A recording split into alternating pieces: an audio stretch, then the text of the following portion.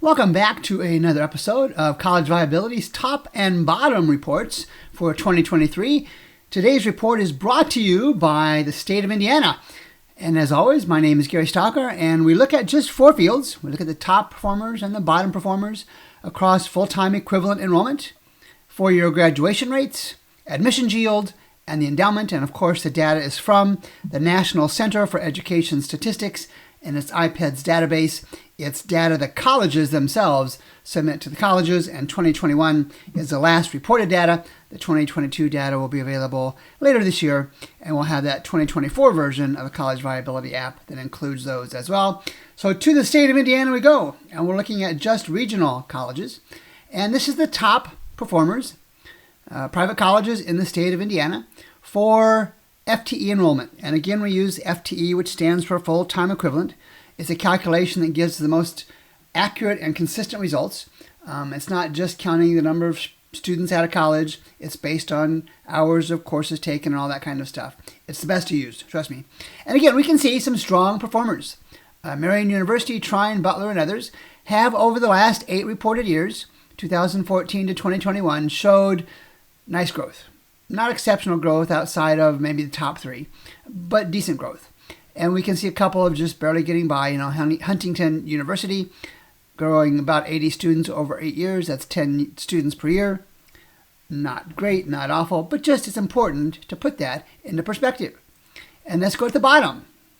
And this is from the faculty and staff version of the College Viability app that's available for faculty and staff to be able to compare their college against others. We have a full version called the Executive Analysis version that includes 30 different reports. On the low side, and you can see on the right-hand side, in the 8-year change category, first of all, Indiana Wesleyan University down from 14,000 to 2,500. I got to think either they're not counting right or they changed some part of their business model back in 2015, 2016. If they've dropped 12,000 students, almost 11,000 plus students, that's not good. There's probably something not accurate with that. But nonetheless, that's what they reported. If we actually start looking in 2016, they're still down about 300 students in the last 6 reported years. These are the colleges you start to have concerns about. This isn't like it's a 1-year drop. So let's take the University of Evansville, a fine college in southwestern Indiana.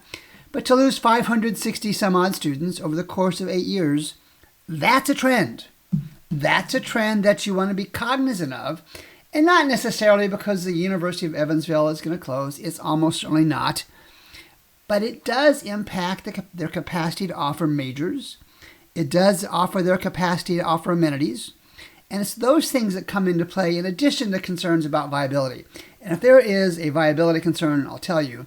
But it's the trend that matters. So if we compared DePaul, we'll go back to Evansville. If we compare the University of Evansville, click back up on top, Evansville is down 560, and let's look at Indianapolis, up 340.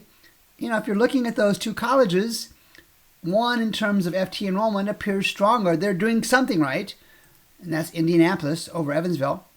And let's go to my favorite category, because it's the one that's the scariest, and that is 4-year graduation rates. These are undergrad graduation rates, again, from the years 2014 to 2021. And the first one on the line is Horizon University. I left that in the report because, if you heard these reports before, if a college can't complete the data, I have a lot more concerns than just viability. Horizon University, I don't know what they're doing, but skip beyond that one. And we look at a minimum threshold. And our college viability minimum threshold is 50%. And you can see some really strong performance across the board for private colleges, Indiana, on the top of the list. And if you're eager for the bottom list to come next, not so good.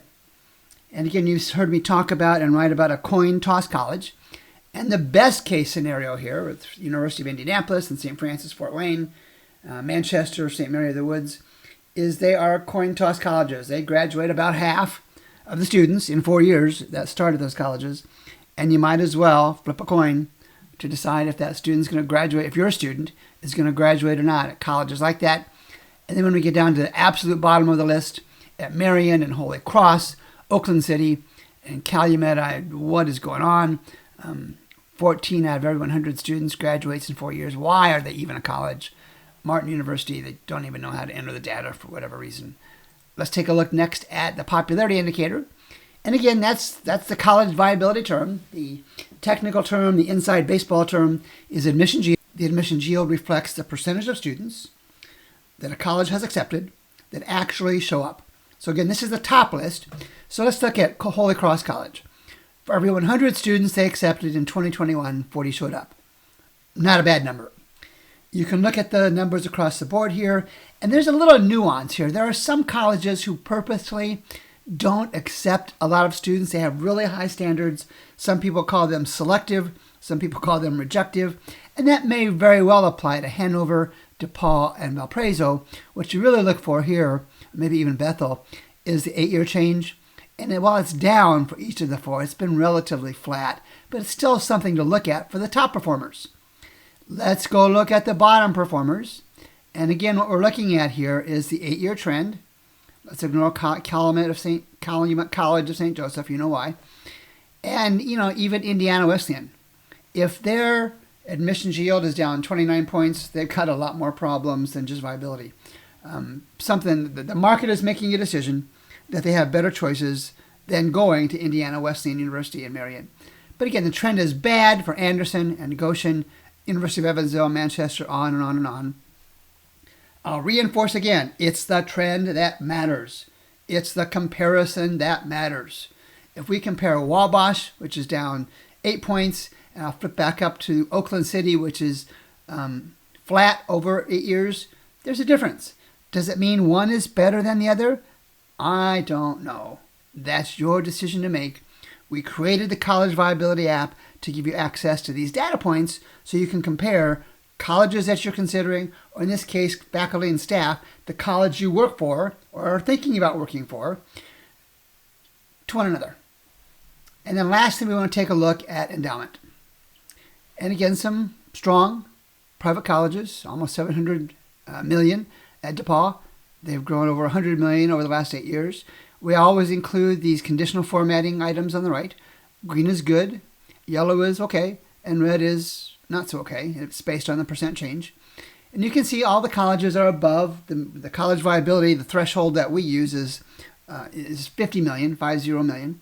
And the other thing to look at here is I noticed that 1, 2, 3, 4 of these colleges, their endowment has gone down over the last 8 years. It says 6 years. It should say 8 years.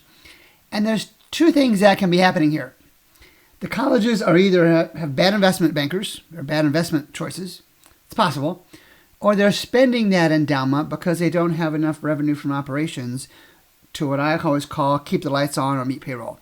I don't know that for a fact. It's reasonable and educated speculation on my part. But if you're looking at these comparisons and you're considering Hanover College, third from the bottom, and their endowment is down $5 million, even though it's above our minimum threshold of $50 million, it's fair to ask what's going on. It's a really small percentage of colleges whose endowment goes down. This is a particularly large percentage for this comparison here. Because even when we look at the bottom performing endowments, we see 1, 2 colleges whose endowment has gone down, hardly down anything at all, but really it's the absolute value that we look for.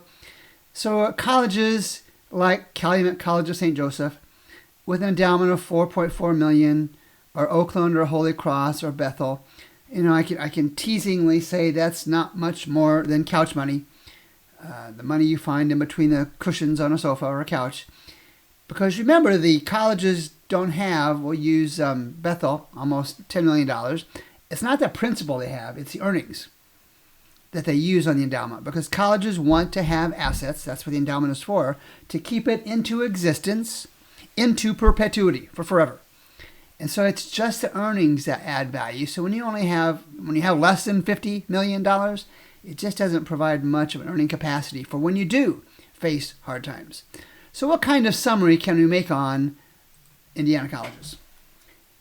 As a group, really, and as individual colleges, there are some stronger performing private colleges in Indiana. In particular, because I look at this stuff all the time, in particular, the 4-year graduation rates are strong for 9 of these Indiana private colleges. They're doing something right. They have the systems and processes in place to identify, educate, and graduate students. And that's what colleges are for. College isn't to go and take classes, to take courses and pay tuition. It's that piece of paper at the end of the cycle that says, hey, I graduated, I have this diploma. And if you're a student or a parent, I would encourage you to focus on these stronger private Indiana colleges if that's where you're looking. But those colleges that are consistently in the bottom list should only be considered, in my mind, with aggressive questioning of your admissions representative. The old Latin phrase of caveat emptor, let the buyer beware, certainly applies in those situations. And the argument that I will make here at College Viability, if a college has a bad history, if it has a bad trend, it really is risky. That's also going to have a bad future. And if you have questions, as always, send them to me, Gary, at College Viability. I'll be certain either to respond to them by email or include those in the next top-bottom report that we do, or even in our weekly This Week in College Viability podcast. We'll have another top-bottom report next Sunday. This is Gary Stocker with College Viability.